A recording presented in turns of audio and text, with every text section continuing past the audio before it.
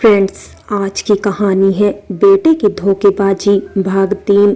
पिछले भाग में आपने पढ़ा, निशांत ने घर आकर झूठ का सहारा लेते हुए कहा, बहुत दिन हो गए अपने परिवार से दूर रहा हूँ, अब कुछ समय अपनी पत्नी और बच्चों को देना चाहता हूँ, अब आगे। लेकिन उसके ससुर ने गुस्साई भरी नजरों से रीना का साथ देते हुए कहा, कितनी सफाई से तुम झूठ बोल जाते हो, मेरा बेटा इतना नालायक निकलेगा कभी सोचा नहीं था मैंने। निशांत की माँ अपने पति की बातों पर गुस्सा होते हुए, काहे को हमारे निशांत को नालायक बता रही हो, दिन रात वो अपना खून पसीना जलाता है, 2 वक्त घर की रोटी उसे नसीब नहीं होती, अब जब वो हम सबके साथ रहने आया है तो तुम सब ऐसा व्यवहार क्यों कर रहे हो। ससुर ने सबके सामने ही निशांत की असलियत सबको बता दी। विशाल और रीना को समझ नहीं आया कि उन्हें कैसे पता चला। तब उन्होंने रात वाली घटना सबको बता दी कि उसने उन दोनों की बातों को सुन लिया था। निशांत भी कम नहीं था, आज उसने फिर घटियापन का परिचय देते हुए सबके सामने अपने बापूजी से, बापूजी आप इस गवार औरत का पक्ष ले रहे हैं, इसे तो घर में बैठकर मगरमच्छ के आंसू बहाने आते हैं, आप भी शायद भूल रहे हो कि आपका सगा मैं हूँ, यह नहीं। निशांत के पिताजी, यह तो मेरी किस्मत है कि तुम मेरे सगे बेटे हो, शायद इसीलिए अब तक यहीं खड़े हो, कोई और होता तो धक्के मारकर बाहर कर देता। निशांत झुंझलाते हुए, आपको अब यह प्यारी हो गई। निशांत के पिताजी, प्यारी तो वो शुरू से ही थी, इसीलिए तो उसे इस घर की बहू बनाकर लाया था। निशांत अहंकार से, लेकिन खर्चा तो मैंने उठाया ना इस परिवार का। निशांत के पिताजी, निशांत सोच समझकर बात बोला करो, मुझे अब भी पेंशन मिलती है, तुम जो पैसे भेजते हो जरा बहू से पूछना तो उससे क्या सब सही से चल पाता है या नहीं, कितनी बचत से यह इस घर का खर्चा चलाती है। निशांत अपनी माँ की तरफ देखते हुए, माँ देख रही हो पिताजी को कैसी बातें कर रहे हैं, इस औरत की वफादारी कर रहे हैं। निशांत की बातें सुन रीना ने विशाल को सीमा के साथ बाहर जाने को कहा। विशाल के गर्म खून का रीना पहचानती थी, अपनी माँ के बारे में अपशब्द सुन उसका खून भी खोल उठेगा, कहीं विशाल और निशांत में भी बहस न हो जाए, इसलिए उसे बाहर जाने को कहा। अपनी माँ की बात सुन विशाल चला तो गया, लेकिन उसका खून सच में खोल रहा था। सीमा, जो अब भी अपने माँ पिताजी के इस पहलू से अनजान थी, कई प्रश्नों के साथ विशाल को परेशान कर रही थी। अपने बेटे का सुन वो अपने पति की तरफ देखते हुए, तभी उसके पति उसकी तरफ देखते हुए, जज्बात में तुम उस इंसान के साथ गलत मत कर देना जिसने इस परिवार को अपने प्रेम से सींचा है। तुम्हें आज तक एक गिलास पानी की जरूरत भी होती है तो तुम किसे आवाज देती हो, यह याद जरूर कर लेना। आंखों में फरेबी बेटे का पर्दा हटा, सच का साथ देना। अपने पति के कठोर लेकिन सच्चाई भरी बातों को निशांत की माँ भी नहीं झुठला सकती। रीना का एक एक कतरा पसीना बहा है इस परिवार में। अपनी माँ को इस तरह चुप देखते देख निशांत, माँ बताओ चुप क्यों हो तुम मेरे साथ हो या फिर इस औरत के साथ में।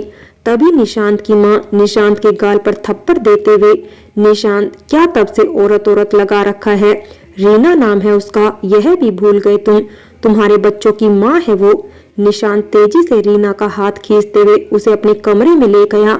आज माँ ने तुम्हारी वजह से मुझ पर हाथ उठाया, तुम अपनी औकात मत भूलो, मेरे टुकड़ों पर पलती हो तुम, अगर मैंने ये पैसा देना बंद कर दिया ना तब समझोगे तुम, यह अकड़ भी सब निकल जाएगी तुम्हारी। निशांत को यह बोलते देख रीना विशाल के कमरे में चली गई। विशाल ने अपने पापा की बात को सुन लिया था, अब निशांत की बातों से रीना के आंसू बह नहीं रहे थे। आज अपने आत्म सम्मान की चोट को उभारने का वक्त था, उस इंसान के साथ उसका यहाँ रहना मुश्किल था। विशाल ने भी माँ से कुछ नहीं कहा, वो ठीक कर चुका था कि माँ जो भी फैसला करेगी वो उसका ही साथ देगा, अपनी माँ के आत्मविश्वास को टूटने नहीं देगा और न ही पिताजी के सामने हाथ फैलाने को बोलेगा। रीना के साथ साथ अब विशाल भी अपनी माँ के लिए सोच रहा था। रात को अपने ससुर के कमरे में जाकर अपना फैसला सुनाती हुई रीना, बापूजी अब इस घर में मेरा रहना नहीं हो पाएगा, मैं बच्चों के साथ जाना चाहती हूँ, मैं उसके साथ नहीं रहना चाहती। यह सुनते ही उसकी सास, रीना यह क्या बोल रही हो, छोटी सी बात का बतंगा मत बनाओ, लड़का जात है वो बाहर रहता है, भूल हो गई उससे, भटक गया वो एक बार को, औरत जात का तो काम ही है पर्दे में अपने पति की भूल को छुपा उसके साथ ही चलना। रीना बापूजी की तरफ देख कम लफ्जों में पूरी बात कहते हुए, बापूजी शायद मेरा जाना ही बेहतर होगा। यह कहकर बात को आगे न बढ़ाते हुए रीना चली तो गई, लेकिन नींद किसी की भी आंखों में नहीं थी। सुबह जब उठी तो दरवाजा खुला था, शायद निशांत जा चुका था। निशांत के जाने के बाद उसके ससुर ने रीना को जाने नहीं दिया। बुढ़ापे में अपने पोते पोतियों से उसे दूर न करने को कहा। रीना रहने तो लगी, लेकिन अब उस घर को अपनाने में उसे दिक्कत आ रही थी। जिससे कभी एक गहरा रिश्ता कायम था उसका, उसे आज परायेपन का एहसास हो रहा था। उसके ससुर रीना का उदास चेहरा देखकर उनकी तबीयत खराब रहने लगी। वो जानते थे कि रीना का यूं अचानक निकलना उसके और उसके बच्चों को काफी भारी पड़ेगा। उसने मोह माया की बातों से रीना को घर में रख तो लिया था, लेकिन निशांत के लौटने पर वो यहाँ नहीं रहेगी ये समझ चुके थे। सब अपने में ही परेशान थे कि उनकी पड़ोसन, जिनके उन सब का काफी हद तक उठना बैठना था, रीना के पास आती, जो रीना की उम्र की भी थी। रीना के भोलेपन की वजह से कई छोटे मोटे काम करवा लेती। रीना भी उसका हर काम बहुत ही सुंदर तरीके से करती थी। इस बार फिर से वो, रीना मैं एक प्रॉब्लम में पड़ गई हूँ। रीना, जिसने निशांत के करतूत के बारे में अभी तक बाहर वालों को नहीं बताया था, उसके सामने भी हिम्मत बांधे। अब किस प्रॉब्लम में फंस गई मेरी बहन। पड़ोसन, मेरी बेटी का जन्मदिन है कल, तुम्हें तो पता ही है। इस बार तुम ही खाना बना दो प्लीज, क्योंकि जो खाना बनाने आती है वो इस शहर में नहीं है और इतनी जल्दी कोई मिल नहीं रही है। तुम तो जानती हो कि मैं इतना सब कुछ नहीं संभाल सकती। 50 लोगों का खाना बनाना मुश्किल नहीं होगा। मेरे हाथ का खाना तुम्हारे भैया को ही पसंद नहीं तो उन सबको क्या खाक पसंद आएगा। अगर तुम बना दो तो। रीना, ठीक है कोई बात नहीं, लेकिन मैं तुम्हारे घर में नहीं अपने घर में ही बनाऊंगी, तुम ले जाना। वो पड़ोसन भी बहुत खुश होकर चली गई। रीना के मन में अब एक नए विचार ने जन्म लिया।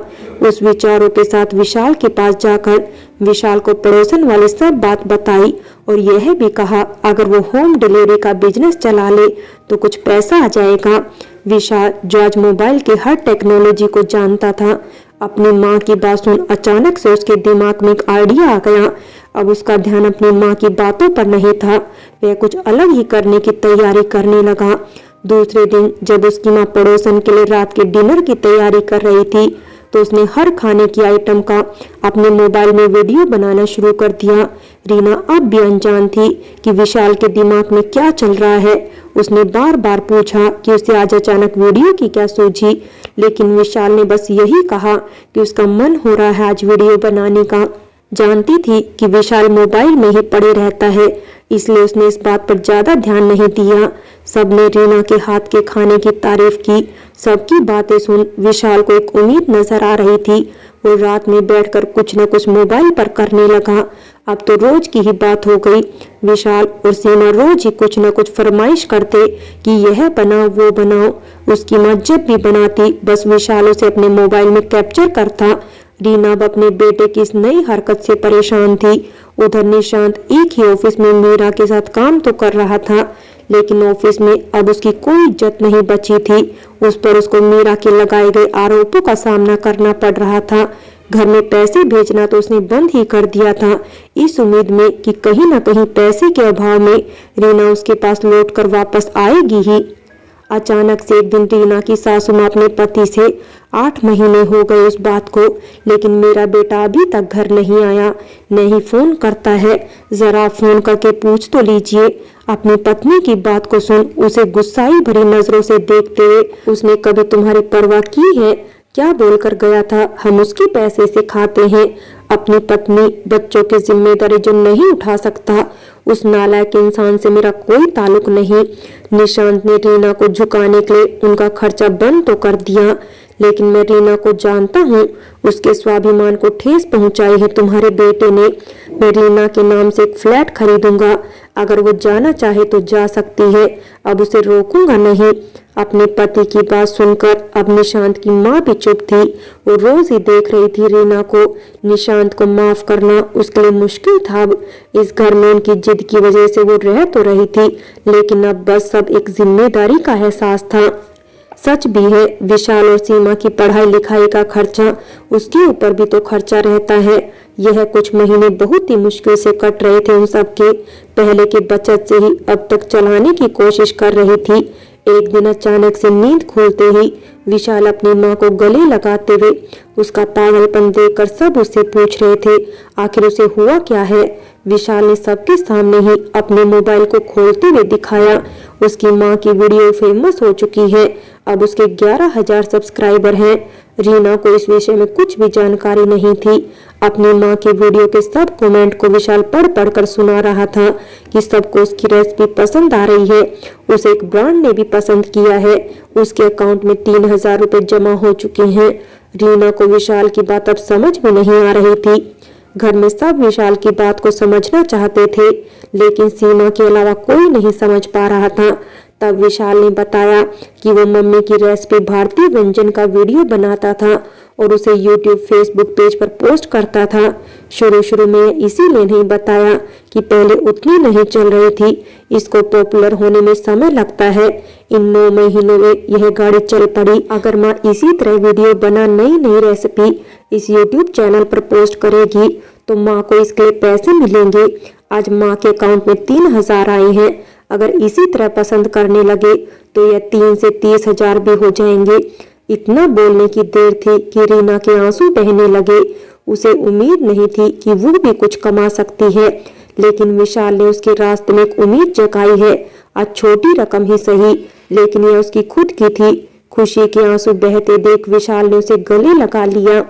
आज 2 वर्ष होने को है। रीना जो काफी टाइम से वीडियो बना रही है, अब खुद मोबाइल में व्यस्त रहती है। उसने भी बहुत कुछ सीखा है उससे, जिसकी वजह से अब पहले और अब की रीना में काफी बदलाव आए हैं। रीना का पहनावा, उसका आत्मविश्वास पहले की अपेक्षा काफी हद तक बदल चुका था। रीना इस घर का खर्चा अब अच्छी तरह से चला रही थी। विशाल और सीमा की पढ़ाई भी अपने हिसाब से आगे बढ़ रही थी कि फिर एक दिन दरवाजे पर दस्तक देख सबको हैरानी हुई। रीना ने ही दरवाजा खोला। रीना के बदलाव देख निशांत की आंखें फटी की फटी रह गई। जिस रीना को वो जानता था और इस रीना के चेहरे और पहनावे में काफी अंतर है। रीना ने जैसे ही देखा कि सामने निशांत है तो वो अपने कमरे में चली गई। निशांत की हालत बिगड़ चुकी थी। दुबला पतला शरीर, आंखें धंस चुकी थी। अपने बेटे की स्थिति को देख उसकी माँ उसे अपने कमरे में ले गई, जहां निशांत को देख उसकी माँ की आंखें नम थी और वहीं अपनी माँ की उजड़ी मांग को देखकर उसे समझते देर न हुई कि उसके बापूजी नहीं रहे। उसकी माँ ने बताया कि उसने जो रीना के साथ किया, उस सदमे को वो सहन नहीं कर पा रहे थे। उस गम के साथ उसने दुनिया भी छोड़ दी। रीना तो कब का घर छोड़ देती, लेकिन मुझे अकेले कैसे छोड़ती। तेरी गलती की वजह से तेरे बापूजी ने अपना सब कुछ रीना के नाम कर दिया। लेकिन आज निशांत को इस बात का अफसोस नहीं था कि उसके पास कुछ नहीं है, क्योंकि अब उसके अपनी गलती का एहसास हो चुका था। मीरा ने उसे पूरी तरह से बर्बाद कर दिया। न नौकरी रही और न ही इज्जत। कई महीने जेल की सलाखों के पीछे गुजार कर आया है निशांत। आज वो बहुत ही शर्मिंदा है। उसकी वजह से सब कुछ बर्बाद हो गया। रीना जानती थी अपने बेटे की चाहत एक माँ कैसे भूल सकती है। अब उसका बेटा आ चुका है। अब इस घर में उसकी कोई जरूरत नहीं है। शाम को विशाल और सीमा आने के बाद रीना ने उस घर को छोड़ने का फैसला लिया। उसकी सास यह सुनकर, रीना, मैं जानती हूँ कि तुम निशांत को माफ नहीं कर सकती। अब मैं तुम्हें नहीं रोकूंगी, लेकिन अपने बापूजी का आशीर्वाद लेते जाओ। रीना समझ नहीं पा रही थी कि आखिर उसकी सास क्या बोलना चाहती है, लेकिन उसने एक चाबी रीना के हाथ में रख दी, यह कहकर कि बापूजी ने तेरे लिए फ्लैट खरीदा था और उनकी इच्छा थी कि कभी निशांत आने के बाद अगर तुमने घर छोड़ा तो तुम उस फ्लैट में रह सकती हो। रीना ने नम आंखों से अपने उस घर और सास से विदा ली। निशांत उसे पीछे से देखता रह गया, लेकिन आज उसमें उसको रोकने की हिम्मत नहीं थी। फ्रेंड्स, कहानी कैसी लगी हमें कमेंट करके अवश्य बताएं, और अगर कहानी अच्छी लगी हो तो लाइक करें, शेयर करें और प्यार भरी कहानी चैनल को सब्सक्राइब करें।